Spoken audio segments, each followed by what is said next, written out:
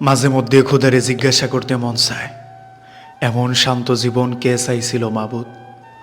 উৎসবে আনন্দ লাগে না, সুখে কান্না আহে না, আঘাতে দুঃখও লাগে না, দুঃখে অবাক লাগে না, বাঁশগোছ নিচে নলকূপের জলের লাহান এক শান্ত জীবন। জীবন এমন জীবন তো আমি চাই নাই।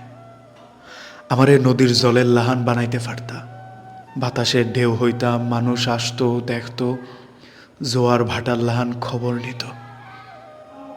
তুমি আমারে মানুষ বানাইলা, বুকে বেতার পাহাড় দিলা, শুধু খোঁজ নেওয়ার মতো কোনো মানুষ দিলা না।